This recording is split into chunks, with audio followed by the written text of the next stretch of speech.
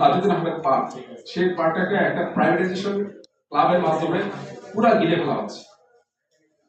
Youth ক্লাবে সেটাকে কিন্তু পুরা জায়গায় আপনি যদি কোনো পার্কে ঢুকেন তাহলে দেখবেন যে সব জায়গায় শুধু youth club youth club youth club. Tajuddin Ahmed park বা এটা যে জনগণের সম্পদ সেটা দেখা নেই। এবং আরেকটা বিষয় হচ্ছে যে সেখানে একটা টার্ফ বসিয়ে ফুটবল খেলার ব্যবস্থা করেছে। এখানে আগে যে শাহাদাতপুর থেকে যে ছেলেগুলো আসতো বা এখানে যে আমাদের যে বস্তির ছেলেগুলো যদি যেত তারা কেউ যেতে পারে না। এবং এটা সবচেয়ে দুঃখের বিষয় যে পার্কগুলোকে আধুনিকরণের নামে গরিব মানুষের প্রবেশাধিকার বন্ধ করে দেওয়া হয়েছে। আপনি ইচ্ছা করলে আপনি গুলশান সোসাইটি পার্কে ঢুকতে পারবেন একটা লঙ্গি পরে। আপনি ইচ্ছা করলে গুলশান একের যে পার্কগুলোতে আপনার লঙ্গি পরে ঢুকতে দিবে না। তো এই মাঠ যদি আমরা ঢুকতে না পারি, আমাদের প্রবেশ করতে যদি না থাকে, এবং এই মাঠগুলো তো মনে হয় আমরা যারা সাধারণ মানুষ তাদের জন্য অনেক বেশি প্রয়োজন।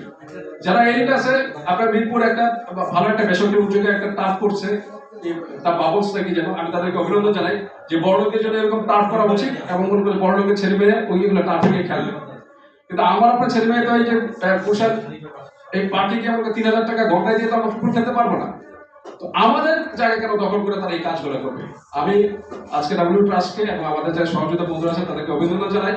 আমাদেরকে একটা ওয়াচডগ হিসেবে এই খেলার মানগুলোর প্রতি সবসময় নজর রাখতে হবে, কারণ আমরা যদি এটা যদি রক্ষা করতে নজরদারি করতে না পারি তাহলে কিন্তু যে কোনো সময় এই সব সময় তারা চেষ্টায় থাকে কখন একটা মাঠ গিলে খাবে, কখন একটা পার্ক গিলে খাবে, কখন একটা উদ্যান তারা গিলে খাবে। আশা করি আমাদের এই আন্দোলন অব্যাহত থাকবে। সবাইকে ধন্যবাদ। অসংখ্য ধন্যবাদ সুমন ভাই আপনাকে। এই পর্যায়ে আমি সম্মতি প্রকাশের জন্য অনুরোধ জানাচ্ছি মোহাম্মদ জাহাঙ্গীর আলম।